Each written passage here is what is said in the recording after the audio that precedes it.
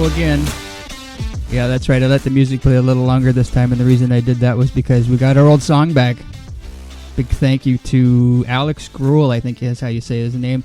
He wrote this song. We got in trouble on YouTube, and now we got permission to use it, so YouTube can suck it. So anyways, a big thank you for Alex, and a big thanks to Oak for covering us for the week that we didn't have a song. And here we go again. You were listening to Music, Myths, and Cannabis. I'm Leon. This is my good buddy Daryl. How's it going today? Today is all right. Pretty freaking hot, though. Oh, it's crazy hot. I do not like heat. Heat is not my friend. It was still hot, like at 11 last night. It was still 27 or something. That's gross. To me, as far as heat, hot and cold, I'd rather be cold, because if it was cold, I can always have a fire or something and get myself warmer. Agree. But if it's hot, you either have air conditioning or you're suffering. Thank God for central air. Yeah, I don't have that. I got it in a few rooms, but unfortunately not in the room that we're talking in here right now. So anyways, we're thinking about doing a show a week. We're going to do probably 2 shows back to back on one day and then just release them, one week and one the next week. Here's the problem with that. We smoke dope while we're doing the show. So, the second show might be a little bit more toasted on the second show. I'm not quite sure yet. We'll see. But anyways, this week I was thinking, well, we both got talking about it, and we were talking about maybe doing something about the long lines. What influenced us so much on music and why we are the way we are? Because both of us are bizarre when it comes to music, not necessarily knowledge, but the want to know, the interest, and not everybody's like that. You must get this. I get this a lot where people are like, holy shit, how do you remember all that stuff? Yeah, I mean, I can't think of a day that goes by without music, right? There's always something. Never happened. I learned so much from music. And I was thinking about this today was, I don't know about you, but for me, when I hear a song and I like it right away, I tend to not like it for a long time. Like, it's not one that sticks with me. Yeah. It's kind of like, okay, that's really cool, and then shortly I'm sick of it.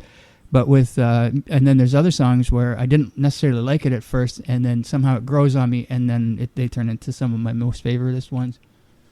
So, okay, I was going to go along with our influences.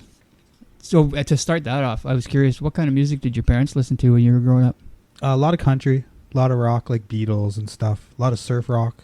Surf rock, like the Beach Boys? Yes. Jan and Dean, stuff like that. Cannot stand that shit. Really? That was probably my first... I don't know. It's too high and nasal for me. I really liked it. I like the surf rock still, actually. I like the stories behind them, but not the... That's probably what got me into music, really. That Beatles, surf rock, Beach Boys. Beatles, I totally agree with you there. Yeah. But Beach Boys, it's not so much. I got a little bit interested when I found out the Charles Manson connection with them, I guess, because I'm kind of morbid in that kind of sense. And you know that one, right? I know a little bit about it, yes. Charles Manson he was quite musical, and he got to know the one guy in the band. Who was it? Was it Brian Johnson? No, was it? I think it was Brian. Not Brian Johnson. Brian. Brian Johnson. Wilson. Brian Wilson. Thank you. And he wrote a song. They said they were going to record it, then they didn't. He got pissed off. Then they did record it, but they changed a little bit of the lyrics and the name of the song. I couldn't tell you the name of the song. I wasn't actually expecting to talk about this, but yeah, I don't know either. And then the story goes is that he was pissed off and he went to the house, I don't know, whatever, to confront him about it. That was when he had already moved, but Sharon Tate and all the others were living in that house. And the story goes on, and that's history. But that's what I understand. Yeah. Truth of it, I don't know. So, okay, you're listening to the Beach Boys and stuff. Your parents are listening to it and whatnot. And then what did you start noticing that you listened to that you like different than what was your parents' favorites? That's a tough one. Lots of rock, I guess. I don't know. I can't think of offhand. Who busted out in your world as far as making an influence on you? What changed me, I listened to a lot of like rock and pop stuff, and then like 83, when Def Leppard Pyromania came out, that changed me. Like it opened me up to Ozzy, Rat, Dio, Maiden, Priest, all that kind of stuff. Yeah, that was the first band I ever saw had a TV commercial for the album. Oh, really? I never saw that before. I remember sitting at my buddy Ken's house. Yeah, this commercial comes on. It was almost like today's music videos, but then it would be like 30 seconds, and then buy it at your local Sam Records or whatever the hell it is you buy your records from. Yeah, that's led me into the metal. That was the first one? Yeah, was Def Leppard, sure. eh? Definitely. not really the biggest metal album, like really, but yeah, that opened up the doors for me. And then what was your next thing? Do you have any idea what you sort of flowed into after that? I know you said already a couple of the bands, but radio. So you bought that album, I'm sure. Yes, and then like I borrowed some albums off a friend, like Rat, Ozzy, right? Kick-Axe, stuff like that. Kick-Axe, Canadian. Dio. Yeah, and then I think Master of Puppets Metallica is what really changed me again into the thrash kind of stuff. Yeah, Metallica had a big influence on me. I had heard a lot of the heavier metal, but it wasn't my jam. A friend of mine, Jason Ziegler, he actually died when he was really young, but he was constantly telling me, you got to get into this Metallica. You're going to love it. You just don't get it. You don't get it. Yeah, I didn't get it for a long time. And I didn't either. And then just one day. And then one day. I think the song Disposable Heroes did it for me. I think for me it was that, I know this is kind of late coming into the Metallica game. I already owned the other albums, but I didn't listen to them too much, like Ride the Lightning and whatnot. But when I really started listening to them would have been that Enter Sandman with the Black album. Yeah. That was definitely it. And I remember going over to your place and it was Yes. blasting constantly, that and Queensryche and all kinds of stuff like that. But that definitely had an influence on me too. What about, okay, I'll tell you about me. My parents, they definitely a lot of country. My folks had different musical tastes. My dad was more on the countryside, and my mom, she was more recent. So whatever was recent at the time, she was more familiar with that, which was cool because that kind of got me in the top 40. Pink Floyd was a huge thing for me. I think I got into that through my brother had Dark Side of the Moon, and I started listening to that, and it was just like, what is this? And then I dug deeper, and Pink Floyd, I don't know, that's one of those bands I can listen to just about every album, but not every album is awesome. Some of their older stuff is quite bizarre, but I still find it interesting. I'll even listen to Syd Barrett. He went crazy, Yeah. and later on he put out this album on his own, and I'll even listen to that, and it's absolute like shit. But I like have it. to say I probably never listened to a full Pink Floyd album. No way. Not that I don't like them, just I don't know. You have to be in the right mood, I guess. You got to be in the right mood, but they also every album is pretty much a whole story. You can't just like I'll hear The Wall on the radio and stuff like that. And it's out of place, you know. It's without the rest. Whole, yeah. The whole thing has to go together. But then again, who's got 3 hours to listen to, Yeah. to the album? The Beatles were definitely a huge influence on me. Again, not every Beatles album or song. Some of the old doo-wop stuff. I will check it out. Get into a little bit. What do you call it? Like into vintage or Yeah. I know what you mean. You know what I mean? So sometimes I'll check it out. But when they came out with I Sgt. do like that old stuff. I do. I have to be in the right mood, of course, and the right people around you. You can't go to your heavy metal, your death metal concerts and start blasting that shit, and everybody's not going to be happy, that's for sure. So Pink Floyd. What about Led Zeppelin? What were they for you? Yeah, they're big. I didn't get into a lot of that classic rock till after. I think I started with the Doors. Yeah, I kind of worked my way back. You know the funny thing with the Doors? Bands. Sorry, you know the funny thing about the Doors that just kind of made me chuckle is I was into the Doors until they came up with that movie, The Doors. Yeah. And then and after the movie, everybody was into the Doors, and I'm kind of weird in the sense that if everybody's into it, I just kind of lose interest. Yeah, no, I get it. And then that was about it. And then the Tea Party guy, he was singing for them for a little while. Yeah, he did actually a pretty good job, I thought. He did a pretty good job, but he was already very Jim Morrison-y. Yeah. There was even rumor around when they came out, like, is he Jim Morrison's son? And Oh, really? Yeah. Oh, I hadn't heard that. I wonder what he's doing now. I have no idea. Probably. I think he had some solo stuff out for sure. Yeah, I couldn't tell you. The Tea Party music was what I did listen to that stuff. Yeah, I like their first album for sure. I seen them in Saskatoon. No, never seen them. Saw them with 13 Engines and Blind Melon. Really? Yeah, I've seen Blind Melon once. Did you? Where'd you see them? In Vancouver, but not the one where he peed on everybody. I didn't know about that one. No? No. I can't remember who they're opening for, but he came out and he peed all over the stage. When I saw him, it was Neil Young and Pearl Jam and Blind Melon open, BC Place. That was a pretty good one. Did Neil Young and Pearl Jam play together? No, they did not.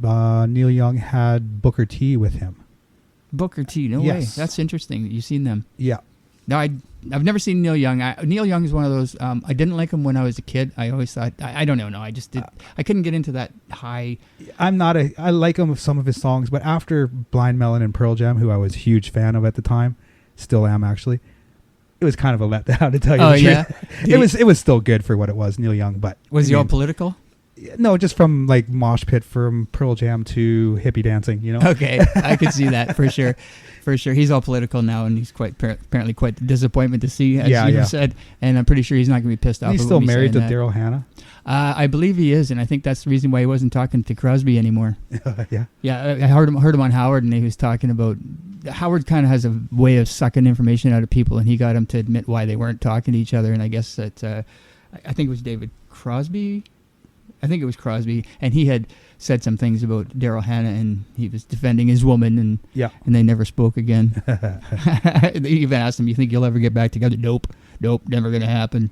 But I also, when I went to radio school, and I was going on about how much I didn't like Neil Young and stuff, and my teacher got so pissed off at me. He was like, "He's a friend of mine."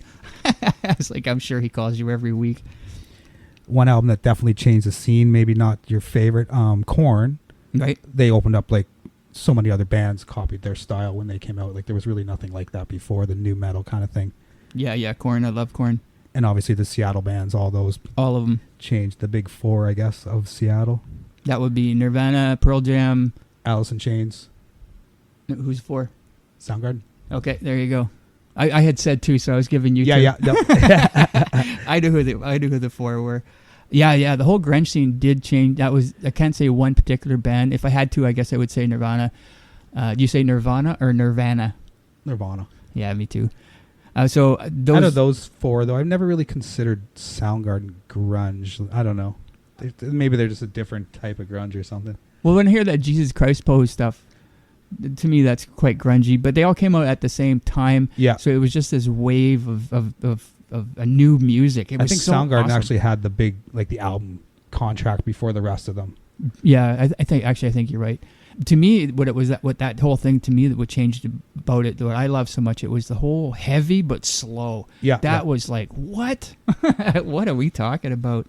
Speaking of heavy and slow, another game changer for me would be like the band Obituary, death metal. That's what totally got me into death metal. Yeah, the first Obituary for sure, slow and heavy. Yeah, you really. So the old Obituary stuff is slow and heavy. They're still slow and heavy. I might have to check them out more because that's the thing. I'm not quite into as much as the death metal as you. You're definitely way into it more than that. I was going to ask you what kind of got you into that. But you just told me. I'm going to check that out more then. I want to say like 89, somewhere around there. So it's older stuff. Are they still putting out albums? They are. Yes, they are. Still touring. So what about the Cars? The Cars, I like the Cars, yeah. The Cars was a big one to me. Yeah. That changed. I couldn't tell you exactly what it was about them that I liked so much, but maybe it was because it was only a few guys. Like it wasn't this big. There's really no one else that sounds like the Cars. Like they have their own thing, you know? That is true. The Cult. I love the Cult. The Cult was huge to me also. I don't know, again, what it is. A lot of people compare them to AC/DC.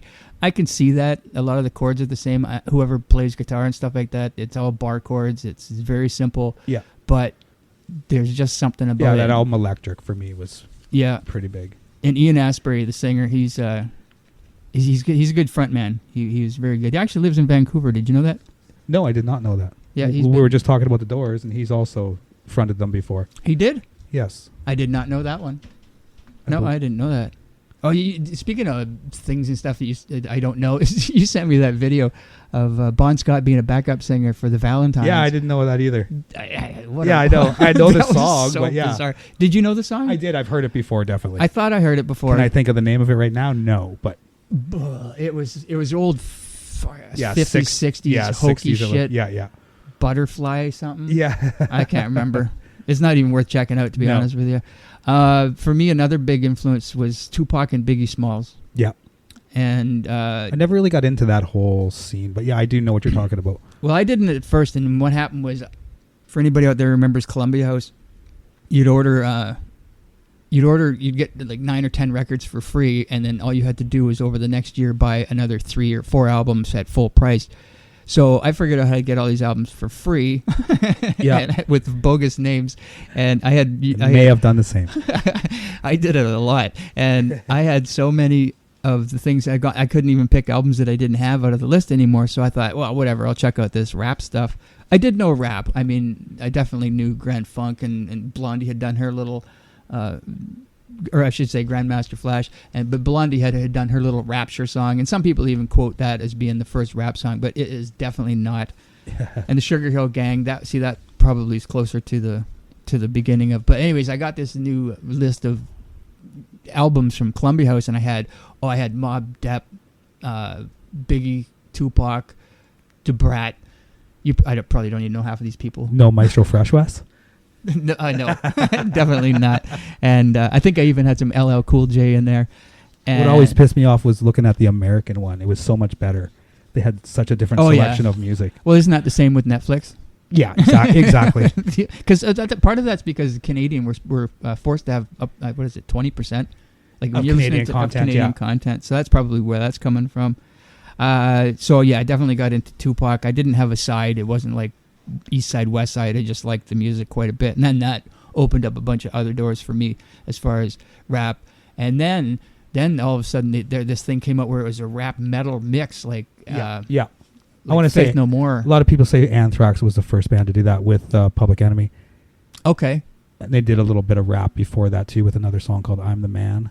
I'll have to check that out. I don't know Anthrax that much. I do know Anthrax. I saw a documentary on them. It was freaking awesome. Yeah. That was a good one. There's a really good one on YouTube, a 17-part one. I don't know if that's the one you've watched. It's like 20 minutes each episode or something. It starts with the history of the beginning to the end. No, definitely not the one I saw. But that's good. The one I did see definitely sucked my interest in, and I thought that was pretty awesome.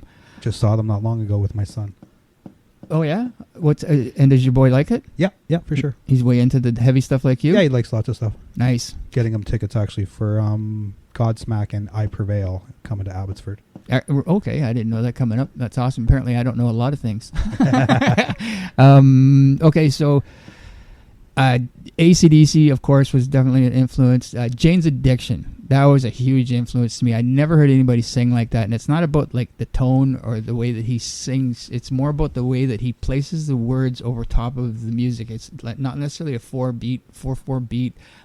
He floats all over the place. Like it's a strange thing. Not everybody can sing like Perry Farrell. Yeah, I love to. I've never seen them actually. I did see them once, and it was a good show. It was, they were a little older, so it was a smaller venue, but I actually prefer the smaller venues. I'd much rather go to a 2,000 room than a 40,000. There's just no personality. I think they're one of the first alternative, whatever kind of music you want to call it, beyond like the award shows, Grammys, something like that, like before the Nirvana or anything. What about Buddy Holly? Yeah. I like some Buddy Holly. Yeah, that was one of those ones where it was in the mix back then, like with my dad's stuff for sure. And I know this is really, really old shit. It's just that this stuff was different than. Yeah. What about Meatloaf?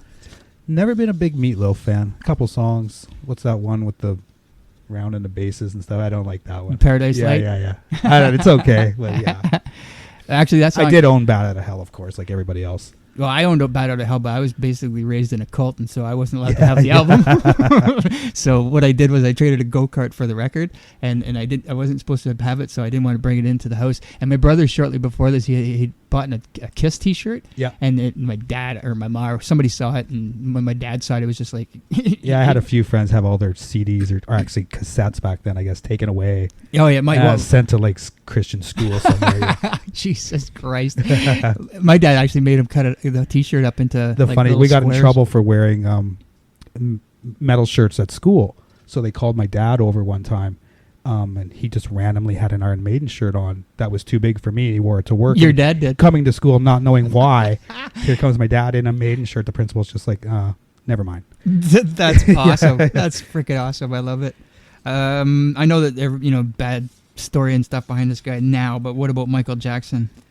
Yeah, never was really a big fan of that kind of stuff. It's good I respect what he did, but you weren't the kind of kid that went roller skating every Friday and Saturday night. No. See, I was. I'm sure I owned the Thriller album or whatever it is there. Oh, yeah, definitely owned that one. I was definitely a Michael Jackson fan when I was a kid, and all that has to do with, like I said, going roller skating every Friday, Saturday night to get away from the cult for a couple hours. Yeah.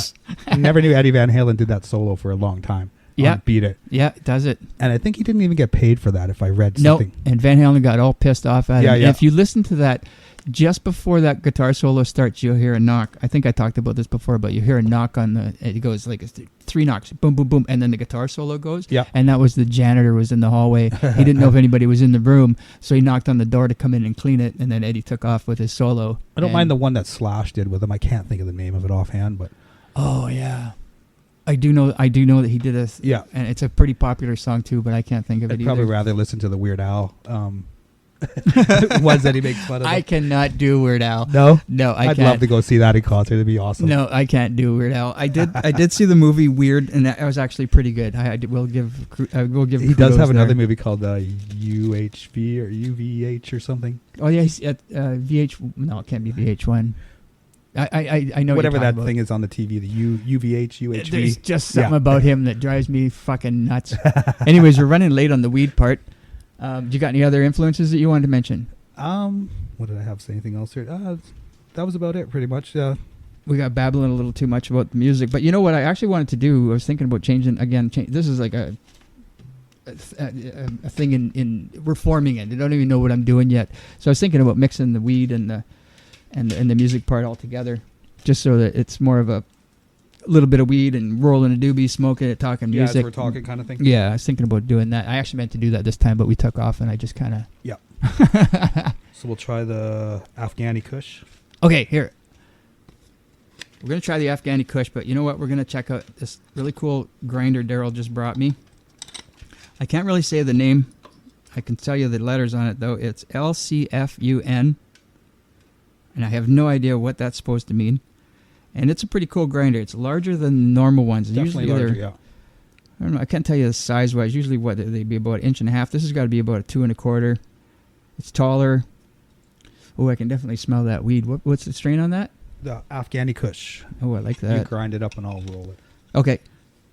The grinder has a nice magnet on top, so your lid doesn't fly off. And since it's brand new, of course, it's going to work awesome. I think I looked them up online. They're like $40, something like that. It's got a window in the grinder area. That's unusual. I've never seen that before. I've seen them. I looked them up a little bit, and of course, they're always listed as a spice grinder, this, that. And, yeah. But this one had herb grinder right on it. Oh, yeah. Well, yeah, sure. These always have a screen on them, and you can collect a little bit of your hash or whatever you want to call it on the bottom there. But I find I don't get that much anymore, and the reason partly for that is because I like my weed with a little bit of moisture in there. Yeah. For sure. Nice looking grinder, though. Here, give her a rip. Did you have one of these too? No, I don't even use a grinder ever. I use a hand grinder like this, but I won't use an electric one. It's just too powerful and knocks all the crystals off, and I don't like that. So while you're doing that, I'll give you a little bit of specs on Afghani Kush. Afghani Kush, THC is actually a little bit low, but it's been considered one of the top flavors. And the feelings people say are sleepy, hungry, and giggly. Negatives are dry eyes, dry mouth, and dizzy. Told you before, dry eyes is a plus to me. I don't know why they have that under negative. And people say it helps with stress, pain, and anxiety. Afghani Kush has been around for freaking hundreds of years, but they perfected it, and that's probably like just... People have changed the way they grow shit. They used to just throw seeds in the ground, and there'd be male plants and female plants, and they would mix together, and you just can't do it like that. So nowadays they know how to focus in and get the bigger, better buds. They say that it is calming, and THC levels about middle, and like I said, about 15%. I think that CBG was 1. And when I say CBG, I'm not kidding. I mean CBG, in case somebody thinks I'm making a mistake on CBD. CBG is more like a collective of all of the terpines and terpenes, or however you want to say that, and all, including the CBD. CBDs are more going to give you the effects, like so if you got somebody who wants to use pot for medical situations and they don't want to get high, then that's what they're looking for is different things that are in the CBDs or the CBG. But the CBG is a collection of all the other CBDs, or you know what I mean. Anyways, grinder worked very well, I will say. Usually I don't like the grinder because it cuts it up too fine, but this was not as fine as usual, I found. The thing I like about that grinder is the other ones, I find a lot of times I cut the shit out of my thumb because my nail, I'll just cut it like that. This says it's going to have a woody, spicy, and a slight tar flavor. I tried one earlier and I did really like the flavor, I will say. Okay, let's give her a rip. All right. Here we go. Fire in the hole. And we have a lighter? We do. We have a couple. Yeah, I brought a couple out just to make sure. Not bad? Mm-hmm. Yeah, it's got a nice taste to it. Burns really nice, I will say. Good. Mentioned before, I can't stand the not in burning stuff. Yeah, I don't that want to burns use a like lighter shit. again. I know, right? Let her rip and fuck off. It doesn't make me cough right off the bat, which is also a bonus. I despise coughing when it comes to weed. I got some of that weed that my cousin sent down from Terrace. Oh my god! Yeah, you were saying one toke and I was like done. Like I just coughed for an hour. Does he know what he's doing? Has he done it before growing? I don't know if it's actually his, but like he gets it off a buddy or whatever or something. But yeah, usually it's not like that. Oh, so you've gotten weed that he grew prior and it was all right? Yeah, it was always good. But this was not so good. What did he tell? Did he warn you? Or? No, I did not know what type it was or anything. I just got a jar of it. Give it to a buddy now. Let him choke. Smells really good. It just made me cough like bad. Well, one of the ways I judge weed is, like I said, when you leave a room, when you come back in, some weed just smells like the cat piss somewhere, and other weeds just smell like, oh, I want to smoke another one. Yeah, I can tell this is nice. It actually burns really good. I'm happy with that. Yeah, I had a buddy who went to a concert and he lit a joint up in the back on the way home. Yeah. Oh my god, it smelled just like dog shit, I swear to God. That's hilarious. Like one time I was on the bus, I had a bag of skunk with me. Did I tell you this story? I don't think so. And I was sitting beside this girl, and she's like, you think people would see them and not hit them? And I'm like, what the fuck are you talking about? And she's like, the skunk, you can't smell that? And it's like, oh, fuck, that's the weed in my pocket. That was the old school skunk, which we did talk about. Yes. But if anybody knows how to get actual yeah, if anybody has any old school skunk, for the love of God, please. But probably smoke it now and be like, I don't think so. No, probably not. No, I don't think so. Because when I first started smoking weed, what was it? Red hair? Yeah. Do you remember that? I do. Red hair, and it was full of seeds and stems and hairs, like not people hairs, but like weed hairs, and it was just not good. And then that brown shit, we did talk about that before. The chocolate and Mexican weed. Yeah, Cambodian was another word they'd use. And then Thai stick, you ever had that? I think I may have, yes. I don't think I was too impressed. Well, 9 out of 10 times some guy just took some weed and tied it to a stick. So it was totally bullshit. So I don't know how would you describe that flavor? A little spicy. I can feel the spice. I can see the spice, but not too much. I don't normally like the spice, but I can see that. It's not bad. Woody. That's not a bad assessment either. I don't really get the tar thing yet, but whatever. I don't feel anxious. You feeling any pain? No pain. All right. No more than usual. Are you giggly, hungry, or sleepy? All of the above. Perfect review. Yeah. Nailed it. Okay, well, you know what? We ran longer on the music, so I'm going to cut this short on the weed part. Not that I'm trying to take anything away from anybody. It's just that we're going to finish smoking this one, and then we're going to do another show. Okay, one more hit. Yeah, burned really nice. Absolutely. I also don't like those. I don't like those ones where you get like two tokes and it's roach time. Yeah. Usually too dry. Yeah, this wasn't that big of a joint. It lasted pretty good. Nice. I would definitely buy some of that. Was that a gift or did you actually get that somewhere? No, I bought some today. Ooh, so what kind of money is that worth? Like $50 for half. That's a lot different than when we were kids. Yeah, no shit. So $100 an ounce. Yeah, not bad at all. Afghani Kush it was? Yep. Well, there we go. Well, maybe if I see some at a dispensary, I will get some and see how it compares. So, anyways, that is going to be this show. Thank you for listening. Thanks for all the support from everybody. Definitely appreciate it. Yeah, we appreciate it a lot. Absolutely. I was quite surprised of how the way everybody's taken it and just blown away in a lot of ways. Yeah, but a few people asking to be guests, and we'll get to you. Definitely going to get to you. Part of it has to do with figuring out audio and doing remote calls. And I put some time into it, but I haven't got that completely ironed out yet. But it's coming. But I'd have a lot of people who want to be on the show, and have a lot of people that are... The biggest thing I hear is, when's the next show coming? When's the next show coming? So this is why we're talking about maybe doing it once a week. So anyways, okay, I'm going to sign out. Have yourself a good week, and we'll see you next time. Cheers. Yeah, I just forgot to mention that Warrborn's playing at the Wolf in Maple Ridge July 29th with Cheap Purple. They also got a new song out on Spotify. You can head over there and check it out called Bury the Bones. Maybe we'll play a clip of it.